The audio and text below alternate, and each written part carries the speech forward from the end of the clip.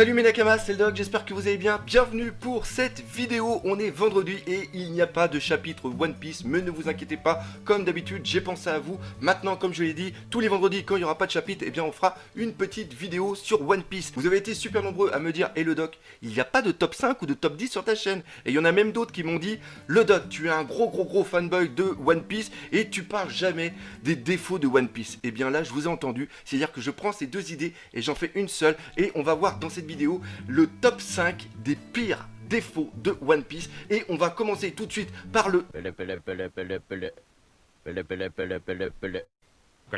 Allô? Oui, monsieur du fric, oui, attendez 5 minutes, c'est mon banquier, j'en ai pour 5 minutes. Oui, comment t'as... ok d'accord. Mon compte, il est à découvert. Oui, depuis le 22. Ah bah, depuis le 22, ça fait même pas une semaine. Hein? Depuis le 22 mars. Ah ouais, quand même. Hein? Si je compte renflouer mon compte. Oui. Je vais avoir une grosse rentrée d'argent là. Pourquoi? Parce que je fais un placement de produit pour Raid Shadow Legend. Hein? Vous savez pas ce que c'est Raid Shadow Legend? Eh bien, Raid Shadow Legend est un jeu RPG gratuit. Et oui, c'est un RPG gratuit où vous pouvez collectionner des champions et les rassembler en équipe pour vous battre contre d'autres joueurs, des boss tels que des dragons, des araignées, des golems de glace. Ce jeu est multiplateforme, c'est-à-dire qu'on peut y jouer sur mobile et aussi sur PC. Vous pouvez y jouer seul ou avec d'autres joueurs et il y a des graphismes de fou. Et en plus, il y a une multitude de personnages avec plein de races différentes. Et il y a même des nains. Des nains. Vous aimez bien vous les nains? Hein? Non, c'est pas parce que vous êtes petit, c'est parce que les nains ils aiment bien l'argent et vous laissez tomber. Ce jeu a plus de 25 millions de téléchargements, plus d'1 million de personnes jouent à Raid Shadow Legend chaque jour et il y a plus de 216 000 clans qui ont été créés. Et en plus, pour ceux qui débutent, vous ne serez pas perdus. Il y a une très grosse communauté prête à vous aider. Il y a des Discord comme celui du Mad Gamer Z. Et sur YouTube, il y a près de 1000 vidéos sur Raid Shadow Legend qui sont publiées chaque jour en anglais, en espagnol, en allemand et en français. Comme mon poteau Mr. Tix qui t'explique quel perso il faut garder, comment l'utiliser, comment vaincre le dragon level 20. Bref, tout ce que tu as besoin de savoir pour être un killer à Raid Shadow Legend. Et le meilleur pour la fin, si tu télécharges le jeu maintenant par les liens dans la description, tu obtiendras 100 000 argent. Ouais, non, c'est pas des euros, c'est des pièces d'argent qui te permettent d'utiliser pour acheter du stuff dans le jeu. Une potion d'énergie, 10 éclats mystérieux et un champion gratuit balafreur pour les nouveaux joueurs. Par contre, faut que tu te dépêches parce que ça, c'est seulement disponible que 30 jours. Donc voilà à peu près pour Raid Shadow Legend. Donc maintenant qu'on va être dans la même team, qu'on va être un petit peu pote sur ce jeu, je pense que tu peux me faire les ajouts gratos. Allô? À la 5ème place, j'ai choisi de parler de la mort dans One Piece. Pourquoi? Parce que Eiichiro Oda a vraiment un gros problème. Il n'arrive pas à tuer ses personnages. C'est-à-dire qu'on a eu l'exemple de Pell qui était censé être mort avec une belle mort, mais il est revenu. On a eu un papounet qui est mort durant Whole Cake, et bien là, ça y est, en première de page, on a vu qu'il était revenu. On a Pedro qui est mort, à cause de cette mentalité de vouloir ne pas tuer ses personnages.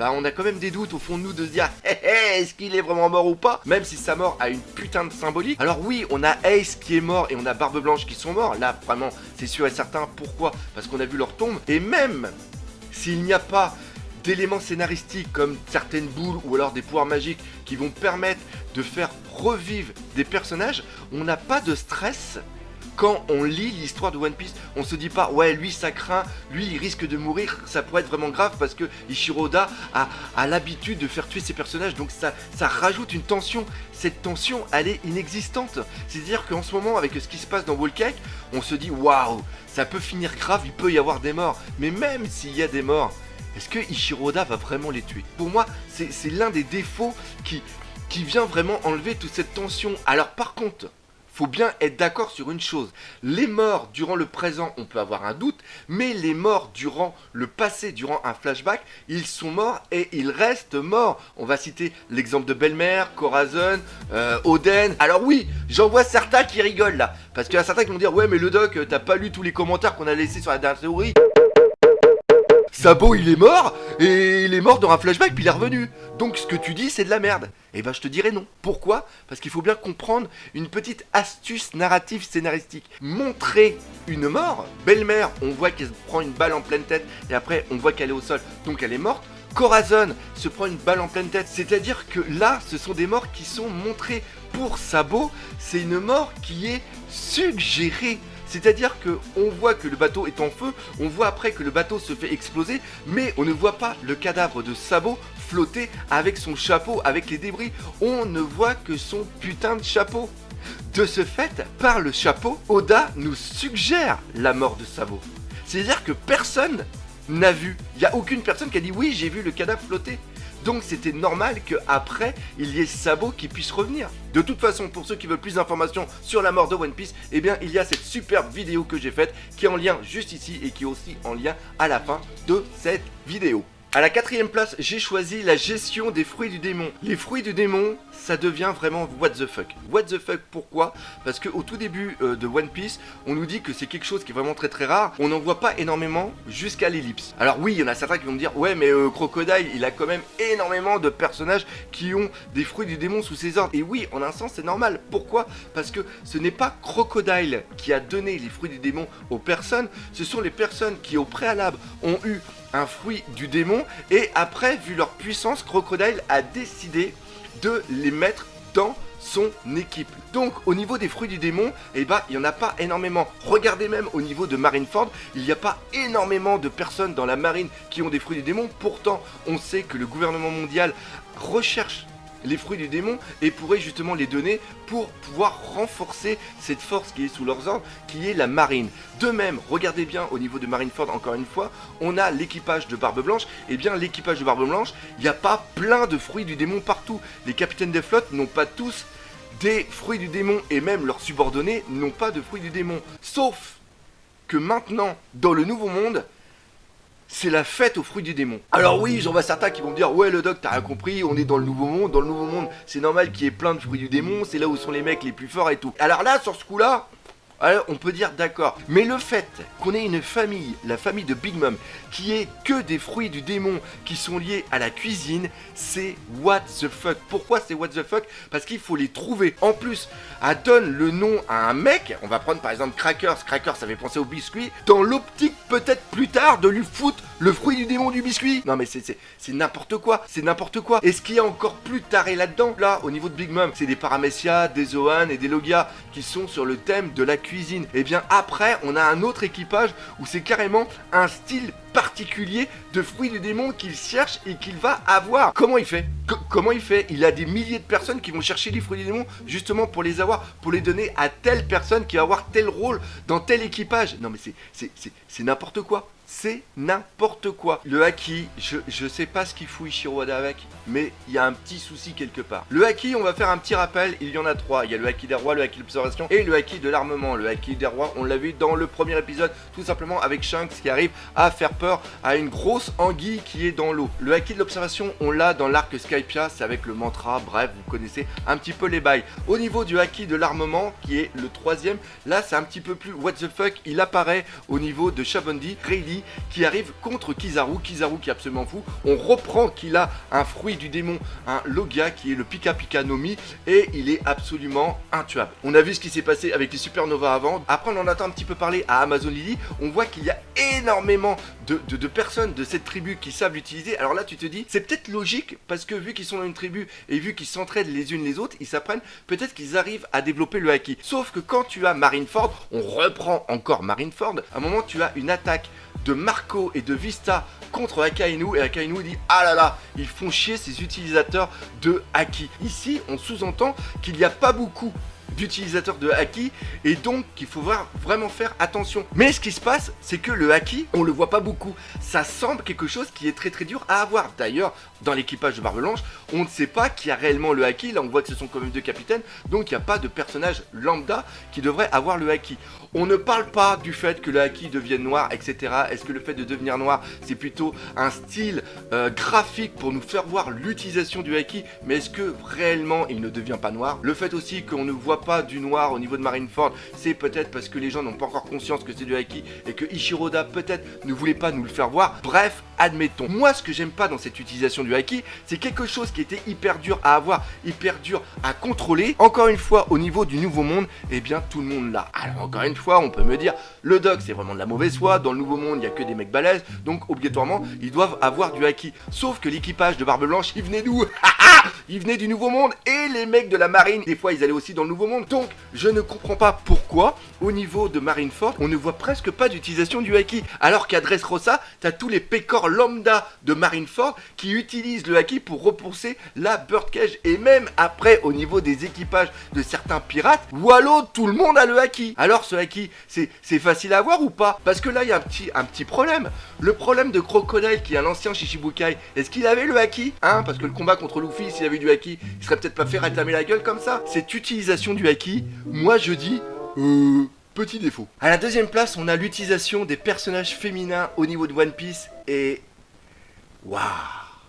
Là, franchement, je pense qu'on pointe le doigt sur quelque chose. Les personnages féminins, quelle est leur utilité? Je ne sais pas, je ne sais pas. Alors, il y en a certains qui ont été bien utilisés. On a par exemple Belle-Mère, on a Otohime, on a Vivi. Vivi, très très bonne utilisation. La princesse qui a du courage, même quand elle est dans un flashback, quand elle est petite, quand on voit comment elle tient tête à Wapple. C'est tellement peu, on peut aussi un petit peu penser au personnage de Robin. Robin qui va avoir son utilité par rapport au poneglyph, elle a eu aussi un flashback qui a été très très dur. Mais à part ça, le problème, c'est qu'on va arriver tout de suite dans des clichés, dans des stéréotypes. On va prendre par exemple les chialeuses. Les chialeuses que je ne supporte pas. Shirahoshi, franchement, si j'aime pas l'arc des hommes poissons, il y a aussi une très très grande partie à cause de Shirahoshi. Et ça a failli être la même chose avec Dressrosa et Rebecca. Mais Rebecca, j'en pouvais plus. Même s'il la faisait combattre en string en métal, ce qui s'est passé, eh bien même ça m'a pas permis d'apprécier Rebecca. Rebecca, j'en pouvais plus. Elle avait beau avoir des boobs, je m'en foutais totalement. L'autre chose aussi qu'on va avoir, c'est l'utilisation des fruits du démon. Tsuru Vissa Mineral, qui est peut-être du niveau de Garp et qui est aussi du niveau de Sengoku, la grande tacticienne qui lui ont foutu le fruit du Washonomi, le fruit démon de la lessive. Si il y a bien un moyen de rabaisser un personnage féminin, c'est lui foutre le fruit de la lessive à l'étang des personnages. Foutre ce fruit du démon par exemple à un mec, ça pourrait être super sympa. Ça pourrait faire une sorte de contre-pied. Même si la mentalité n'est pas dégradante, je pense, d'Ichiro Oda, nous ou certaines personnes peuvent le prendre comme ça. L'autre chose, Smoothie, une Sweet Commander qui devrait être du niveau de Katakuri, de Cracker. Ce bon Snack, on n'en parle pas, il s'est fait battre. Là, qu'est-ce qu'on a eu au niveau de Smoothie? Presque rien. Son fruit du démon, c'est le Shibonomi, le Press Nomi. Elle faisait des cocktails à un mariage. Une Sweet Commander, elle était qu'une simple barman. Et même après, on n'a pas eu d'utilisation du personnage. À la rigueur, qui fait ça ici, que ça soit encore une fois un truc assez drôle, que ça soit l'humour, mais qu'après, qu'on voit que durant un combat, elle fasse un truc vraiment important. Là, il y avait rien. Et après, ces amoureuses transis, on a Boa Hancock. Alors si c'était que Boa Hancock, ça irait, ça pourrait être qu'un seul personnage, mais il nous refait exactement la même chose avec Baby Five. Non mais pourquoi? Alors oui, j'en vois certains qui vont dire oui mais le doc, tu penses que durant la piraterie, il n'y avait pas beaucoup de femmes pirates, donc c'est pour ça que Ichiro Oda les utilise pas. Wow, pas du tout. Mais pas du tout. Pourquoi? Parce que la piraterie c'était au 16e, 17e siècle, et ce qui se passe dans One Piece, je pense qu'on est plus proche de l'état actuel des choses, c'est-à-dire que c'est plus du fin 20e, début 21e siècle, c'est-à-dire que normalement la femme n'est pas reléguée à un simple objet. Et même si, il y en a certains qui vont dire c'est dans la mentalité japonaise le rôle de la femme, non, durant ces dernières décennies, il y a une évolution du rôle de la femme au Japon. Donc de ce fait, ça serait peut-être sympa de quelquefois prendre un personnage féminin et bien l'utiliser, bien le mettre en valeur. Non? Oui, hein, on est d'accord. Et pour moi, le défaut principal de One Piece se résume en 2 mots. Premier mot, c'est long.